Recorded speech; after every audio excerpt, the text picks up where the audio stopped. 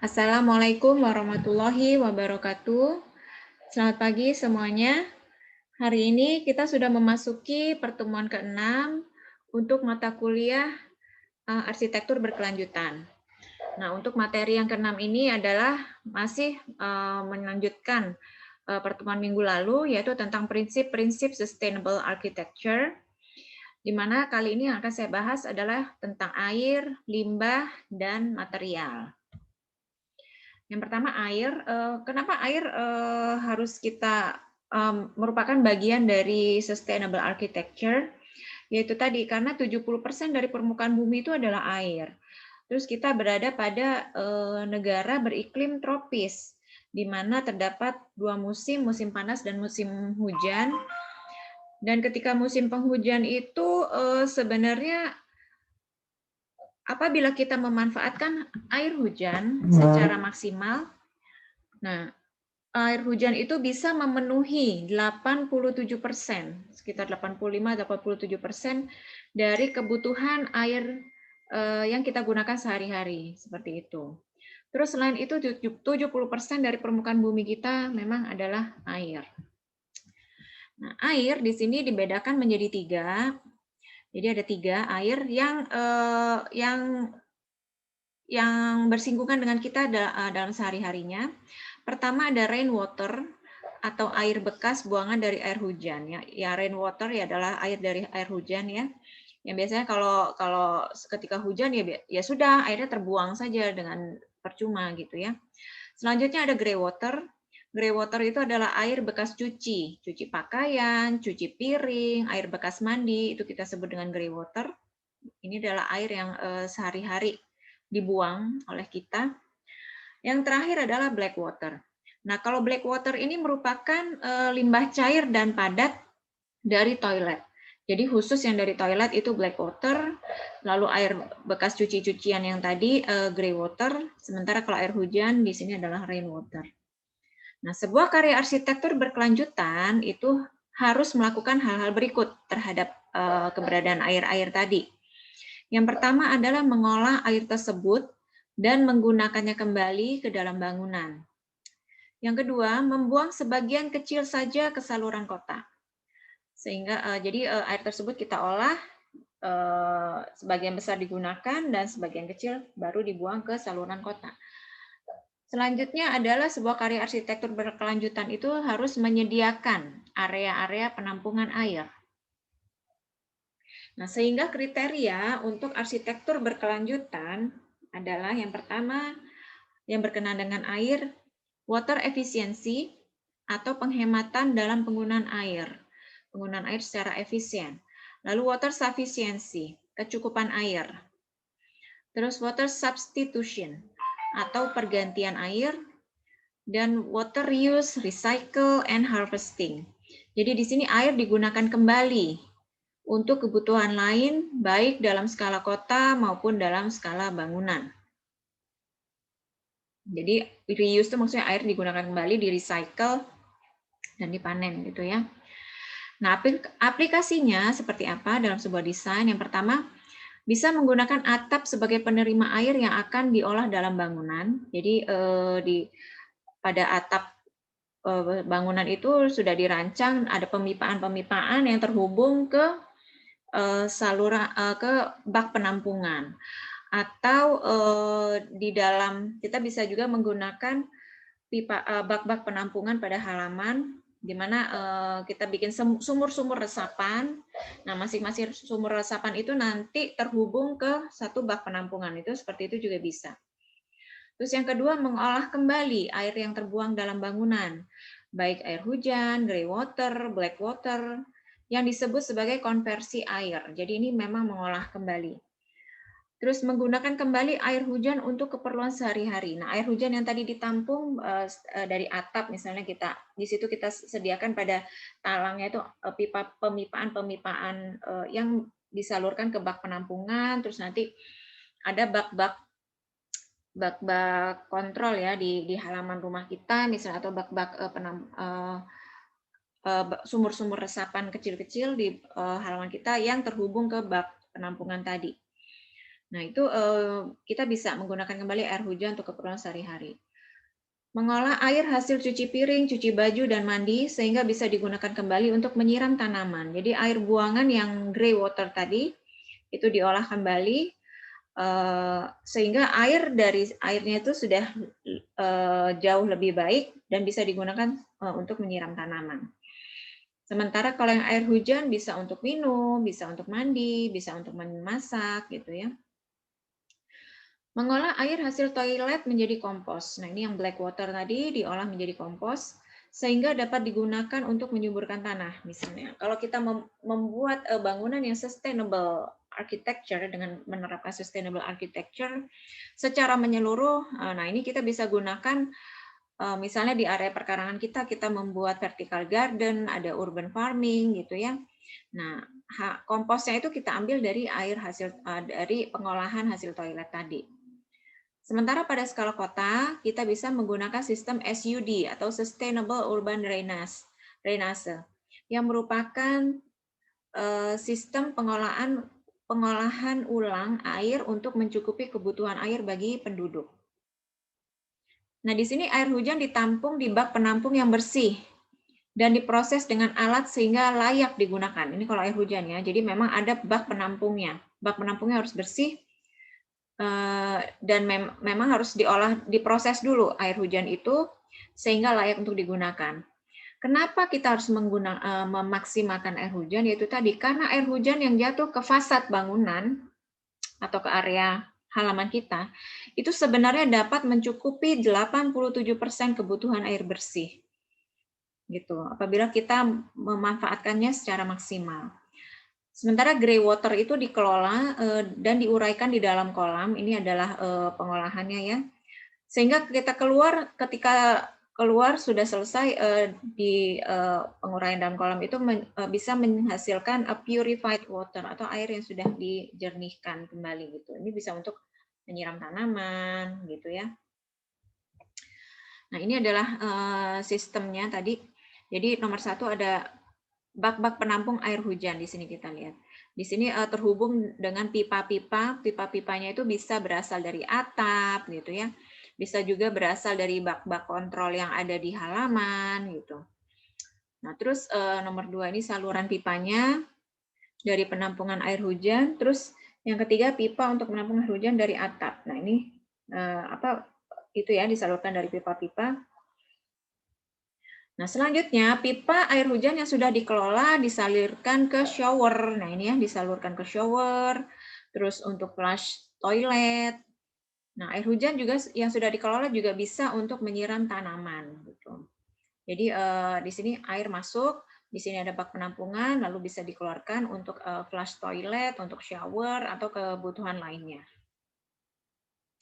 Tapi memang harus ada pengolahan dulu, penjernihan dulu karena air hujan yang sudah terkena fasad bangunan gitu ya atau pipa itu pasti kan ada kotoran-kotoran yang ikut gitu. Apalagi kalau bak penampungan yang ditanam di dalam tanah. Nah, pasti harus ada pengolahan, harus ada sistem pengolahannya sendiri. Ini apabila kita mau menerapkan dalam bangunan. Nah, bagaimana dengan pengolahan grey water? Nah, kalau grey water ini atau black water juga sama. Jadi dari septic tank dan dari pipa air yang grey water dari wastafel atau sink di dapur gitu ya. Jadi saluran pipa dari air grey water ini dari bekas cuci piring dan toilet kamar mandi juga bekas kamar mandi ini ya nomor 2. Terus pipa dan air toilet pipa dari air toilet dan air bekas shower dan wastafel kamar mandi. Oh ya, ini dari wastafel. Pokoknya dari itu ya. Dari wastafel, sink atau tempat mandi kita bekas shower gitu. Nanti dimasukkan ke dalam pond atau ada kolamnya gitu ya untuk pengolahan air grey water tersebut. Nah, kolam itu berisi kerikil, filter dan vegetasi. Jadi ini memang ada sistemnya sendiri. Nanti ada sistemnya instalasi IPAL, instalasi apa ya? Ada yang air limbah, ada yang air minum, IPAM dan IPAL gitu ya. Jadi nanti ada sistemnya itu. Bisa dengan menggunakan bakteri untuk penjernihannya. seperti itu. Dan memang biasanya juga menggunakan ada kolam yang berisi kerikilnya untuk memfilter air-air tersebut. Sehingga ketika dikeluarkan itu airnya sudah lebih layak untuk digunakan gitu ya. Nah, selanjutnya itu tadi adalah tentang air, bagaimana pengolahan air pada bangunan yang sustainable. Selanjutnya adalah limbah. Kenapa limbah ini harus diolah? Nah, kembali lagi ke black water tadi. Seorang manusia, ini bayangkan ya, satu orang manusia itu memproduksi setengah ton, bayangin setengah ton itu 500 kilogram kotoran berenergi tinggi setiap tahunnya. Dalam satu tahun tuh masing-masing individu itu rata-rata memproduksi 500 kilogram. Bayangkan itu septic tank di rumah kita, seperti apa isinya ya kalau selama ini kan tidak pernah diolah gitu kan. Ini setengah ton kotoran berenergi tinggi setiap tahunnya. Nah, jadi limbah itu merupakan sampah atau limbah dapat dibagi menjadi sampah cair, padat, dan gas. Nah, untuk mengurangi limbah yang berlebihan, maka limbah itu bisa diolah kembali. Nah, sehingga dibutuhkan manajemen pembuangan limbah dan sampah agar dapat dimanfaatkan kembali dalam sebuah karya arsitektur, baik skala bangunan maupun kota. Oke, saya lanjutkan ya. Nah, kriteria untuk arsitektur berkelanjutan adalah yang pertama reduce waste. Reduce waste ini mengurangi sampah yang keluar dalam bangunan atau skala kota. Jadi sebisa mungkin kalau zero waste itu susah, tapi sebisa mungkin kita meminimalisir produksi sampah dari rumah tangga atau dari rumah kita sehari-hari. Lalu mengurangi kontaminasi berlebihan dari hasil produksi. Jadi mengurangi pencemaran ya, yang berlebihan dari hasil produksi. Nah, di pabrik-pabrik yang dapat mencemari lingkungan. Ini khusus untuk pabrik. Terus sampah digeneralisasi dalam proses selama 1 tahun. Terus sampah juga dapat diolah menjadi energi baru atau biogas. Nah, ini biasanya untuk skala-skala kota ya. Sehingga biogas ini nanti bisa skala kota atau lingkungan ya, atau mungkin lingkup RT gitu ya, lingkup kelurahan gitu ya. Nah, sehingga sampah-sampah ini ketika diolah menjadi energi yang baru itu bisa untuk memasak gitu ya. Biogas itu berfungsi untuk masak, bahan bakar kendaraan gitu. Ini memang butuh pengolahan lebih lanjut.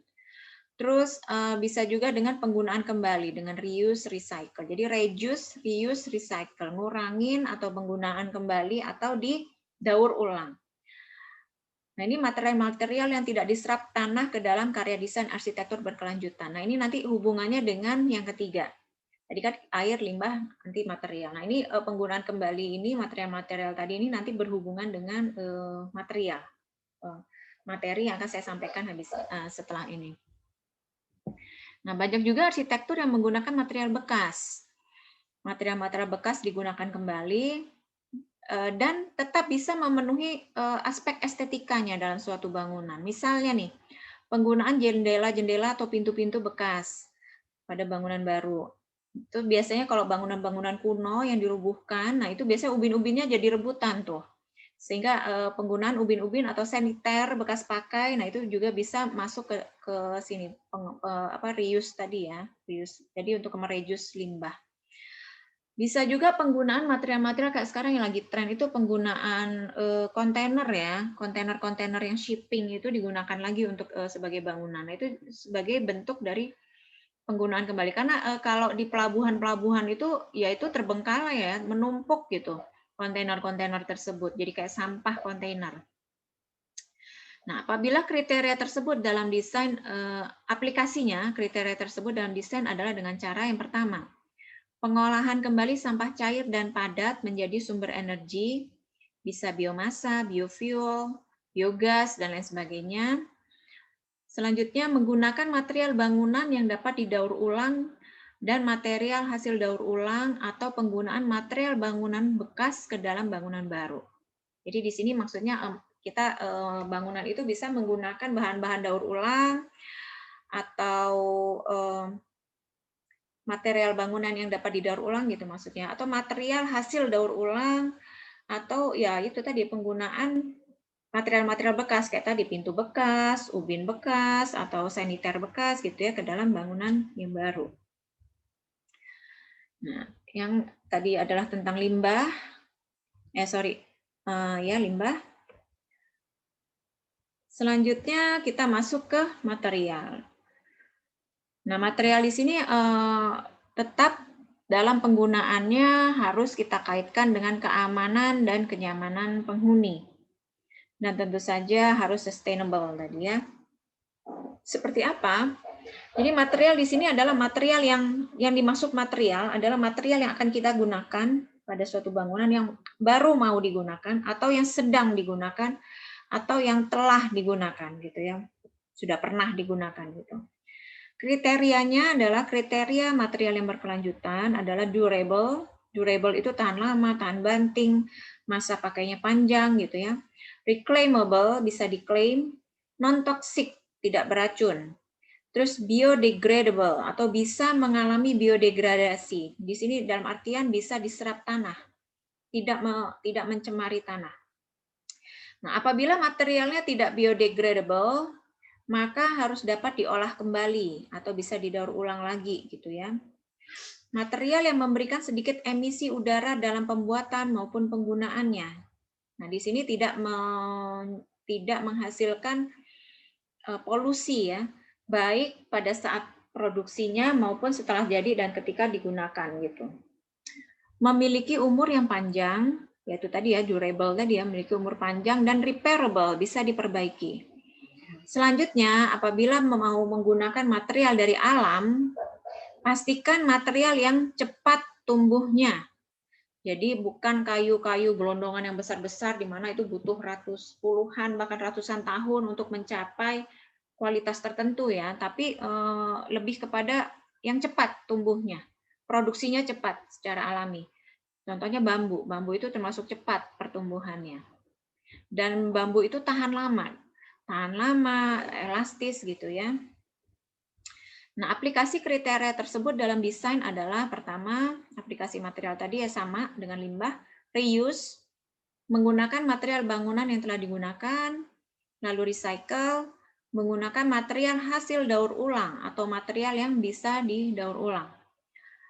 Terus yang ketiga adalah penggunaan material yang bila diambil maka cepat tumbuh kembali, contohnya bambu tadi. Terus penggunaan material lokal setempat. Jadi ketika membangun di suatu area, usahakan cari materialnya juga di sana. Kenapa? Karena pertama, kita mendukung ekonomi setempat ya. Kalau membeli dari pengusaha setempat atau toko setempat ya mendukung ekonomi setempat. Itu pertama. Yang kedua, dari segi pengiriman. Itu menghemat energi, menghemat bahan bakar. Karena mengirim kan pakai kendaraan. Dan sudah pasti kalau jaraknya dekat akan menghemat biaya juga gitu ya. Yang kelima, menggunakan sistem konstruksi prefabrikasi dengan sistem moduler untuk efisiensi penggunaan material. Misalnya mengikuti modul ukuran keramik. Jadi kalau ukuran keramik misalnya 60 kali 60. Nah, kali berapa? Nah, itu usahakan kita ketika mendesain kita sudah berpikir ke sana. Sehingga ketika nanti pembangunan tidak banyak keramik-keramik yang dipotong dan akhirnya terbuang gitu ya. Jadi ada sampah lagi kalau ada keramik yang terbuang tadi. Selanjutnya adalah reutilization atau pemanfaatan kembali material-material tersebut. Terus adaptive reuse, mengalihfungsikan sebuah bangunan. Kalau ini lebih kepada konservasi ya. Jadi untuk bangunan-bangunan bersejarah, bangunan tua, ini contohnya ada itu digunakan kembali dengan fungsi yang berbeda. Ini contohnya pelestarian bangunan bersejarah dengan cara mengalihfungsikannya. Misalnya bangunannya tadinya mungkin bangunan kantor pada perkantoran pada masa kolonial. Nah, karena sekarang sudah menjadi bangunan yang dikonservasikan kan tidak bisa dirubuhkan, tidak bisa dihilangkan gitu ya, hanya bisa diperbaharui gitu. Nah, maka dialihfungsikan mungkin menjadi kafe, restoran, atau mungkin jadi perpustakaan, seperti itu ya, dan lain sebagainya. Tapi paling tidak bisa ada difungsikan kembali. Ini adalah beberapa contoh, misalnya ini adalah rumah botolnya Ridwan Kamil ya, ini sudah sangat terkenal, di mana di sini beliau menggunakan botol-botol dari minuman energy drink itu ya, yang disatukan sehingga ini menjadi dindingnya. Nah, ini adalah recycle dari botol-botol kaca. Jadi recycle digunakan sebagai material bangunan. Selanjutnya ini adalah reuse, recycle juga ya, menggunakan kembali kontainer tadi menjadi bangunan. Ini bisa didesain, bisa dipotong-potong, nih menjadi gedung nih setelah ditumpuk-tumpuk dengan warna-warni yang seperti ini menjadi cantik ya, menjadi gedung yang tinggi. Nah, ini adalah penggunaan kembali itu tadi kontainer, sampah kontainer. Karena kontainer-kontainer itu biasanya kalau kapal dari luar negeri ya membawa barang yang kontainernya sekian feet gitu, beberapa kontainer dalam satu kapal. Nah, begitu sampai di Indonesia nggak mungkin itu kapal balik lagi bawa lagi kontainer yang itu gitu. Pasti nanti karena cost-nya lebih mahal, ya udah lebih baik kontainernya ya disimpan saja di sini. Akhirnya menumpuk dan menjadi sampah kontainer. Nah, itu bisa dimanfaatkan kembali sebagai bangunan ya. Dan sekarang memang lagi tren di mana-mana menggunakan kontainer ini. Nah, ini selanjutnya adalah penggunaan kembali jendela dan pintu-pintu bekas. Nah, ini adalah bangunan yang menggunakan kembali jendela-jendela bekas, mungkin ada bangunan yang dirobohkan atau bangunan renovasi gitu ya, sehingga jendelanya tidak terpakai, menjadi sampah, menumpuk, akhirnya ini bisa digunakan kembali. Nah, ini jendela-jendela ya gebyok gitu ya, jadi elemen dekorasi atau dari sebuah interior. Jadi sebenarnya fungsinya sudah berbeda, sudah bukan sebagai jendela lagi, tapi ini sudah jadi plafon di sini kan. Atau ya memang jadi jendela beneran seperti ini, ditempel pada fasad bangunan sebagai elemen ornamentasi dan juga memang sebagai bukaan. Selanjutnya penggunaan bambu, ini bisa sangat beragam. Ini adalah salah satu resort di Meksiko, dia full menggunakan bambu ya. Untuk material bangunannya, dan ini adalah untuk interiornya. Bambu itu ketika sudah dianyam menjadi satu seperti ini, sudah dirangkai menjadi satu ini, maka akan menjadi suatu material yang sangat kuat dan sangat kokoh gitu. Dari segi estetikanya juga sangat dapat sekali. Oke, sekian materi dari saya tentang sustainable architecture, terutama untuk limbah, air, dan material. Mudah-mudahan bisa dipahami. Nanti silakan kalian mengerjakan tugasnya yang akan saya submit juga di Google Classroom sebagai absensi dan nilai tugas. Oke, saya akhiri pertemuan kali ini. Terima kasih sudah menyimak. Selamat pagi semuanya. Assalamualaikum warahmatullahi wabarakatuh. Selamat berpuasa bagi yang sedang menjalankannya. Ya.